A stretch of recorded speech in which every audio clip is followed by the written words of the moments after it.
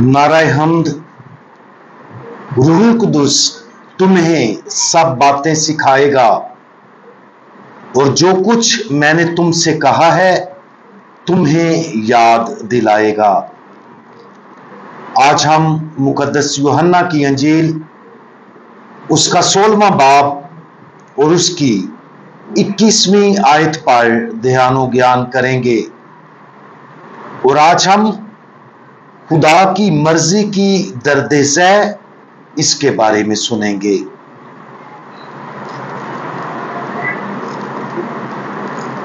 जब औरत दर्द-ए-ज़ह में मुब्तला होती है तो गमगीन होती है, इसलिए कि उसका वक्त आ पहुंचा। लेकिन जब बच्चा पैदा हुआ तो इस खुशी के सबब से कि एक इंसान पैदा होकर दुनिया में आया, उस दर्द को फिर याद नहीं करती। इस सच्चाई को यकीनी तौर पर किसी भी किस्म की तकलीफ तक बढ़ाया जा सकता है जिसका हम किसी अच्छी वजह से तजर्बा करते हैं। याद रखें कि बच्चे की पैदाइश के दौरान जो दर्द महसूस होता है वो एक अच्छी और मुकद्दस वजह से दर्द होता है।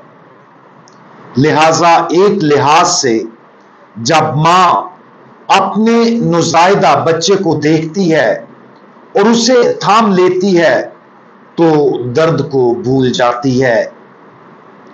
इस तकलीफ को इस लिहाज से भुला दिया जाता है कि बच्चे की पैदाइश से ये तकलीफ खुशी में बदल जाती है। जिंदगी में बहुत कुछ है जो तकलीफ का बायस बन सकता है। आज की अंजील मुकद्दस में खुदावंद यीशु मसीह अपने शागिर्दों से कहते हैं, बस अब तुम गमगीन हो। वो ये इसलिए कहते हैं क्योंकि उसने अभी उनसे बाप के पास जाने के बारे और उस तकलीफ के बारे में बात खत्म की थी जिसका उन सबको अजियत की सूरत में सामना करना पड़ेगा। लेकिन फिर वो उनसे कहता है कि उसके जाने के बाद वो उसे मजीद नहीं देखेंगे, लेकिन जब वो उसे दोबारा देखेंगे तो मजीद खुश होंगे। और खुदावंद यीशु मसीह फरमाता है कि तुम उस दिन मुझसे कुछ सवाल ना करोगे।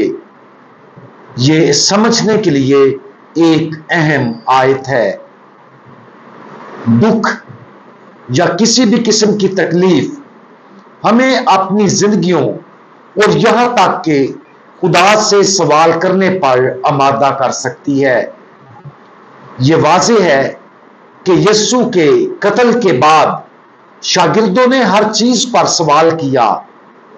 वो परेशान और खौफजदा थे, सब खोए हुए दिखाई दे रहे थे। फिर एक हद तक खुदावंद यीशु मसीह के आसमान पर जाने के बाद और रूह कुदुस भेजने से पहले शागिर्दों को भी उलझन का सामना करना पड़ा होगा। खुदावंद यीशु मसीह ने उन्हें क्यों छोड़ा? वो ज्यादा देर तक क्यों नहीं ठहरा? अब उनकी रहनुमाई कौन करेगा?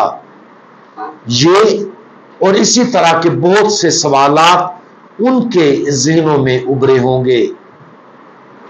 इसी तरह हमारे साथ भी जब चीजें मंसूबाबंदी के मुताबिक नहीं चलती या जब चीजें हमारी जिंदगियों में दर्दनाक मोड़ लेती हैं तो हम फौरन सवाल कर सकते हैं और यहां तक कि खुदा के कामिल मंसूबे पर शक भी कर सकते हैं। अगर हमारे गुनाह की वजह से चीजें उलझन का बायस बन जाएं तो तौबा ही इसका इलाज है। लेकिन अगर उलझन की वजह से जिंदगी मुश्किल हो जाती है तो हमें आज खास तौर पर खुदावंद यीशु मसीह के अल्फाज को सुनना चाहिए। जब जिंदगी में तकलीफ इसलिए हो कि हम खुदा की मर्जी को पूरा कर रहे हैं, तो हमें उस गम को एक बहुत बड़ी भलाई के जरिया के तौर पर देखना चाहिए।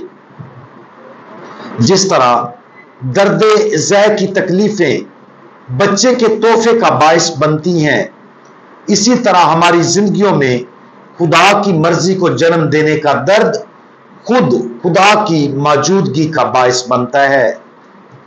मरीज की बर्दाश्त एक खूबी है जो इस मामले में खास तौर पर अहम है।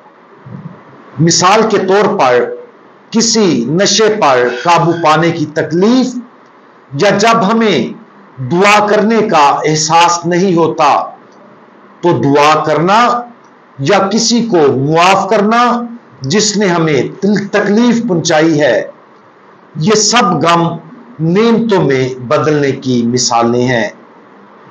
अक्सर अपनी खुदगर्जी का मुकाबला करना मुश्किल होता है, लेकिन हमारे अंदर ऐसी जंग में शामिल होने का फल खुशी है। गुनाह पर फतह पाने में खुशी पाई जाती है। खुशी दुआ में साबित कदम रहने में पाई जाती है। खुदा की बादशाही के लिए हर मुश्किल में खुशी पाई जाती है, लेकिन खुशी हमेशा हमारा पहला तजर्बा नहीं होता।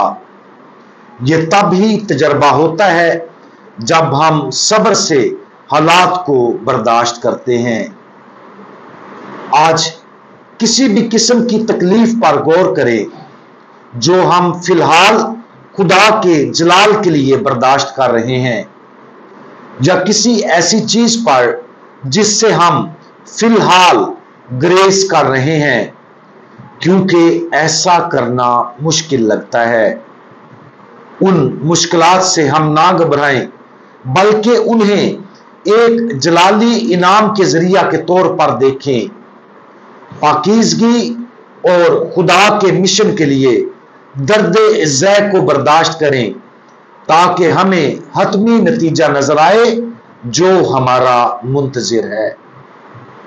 हम दुआ मांगें। हमारे जलाली खुदावंद, आपने अपने दुखों को कामिल खूबी के साथ बर्दाश्त किया। आपने हमेशा बाप की मर्जी को पूरा किया, और आपकी इस्तकामत का फल क़यामत का जलाल है। बराए करम हमारी जिंदगी में सलीबों को सब्र के साथ बर्दाश्त करने में हमारी मदद करें, और हमें यह देखने की उम्मीद दें कि आप उनसे अब्दी खुशी का अच्छा फल निकालेंगे। खुदावंद यीशु मसीह, हमारा भरोसा आप पर है। आमीन।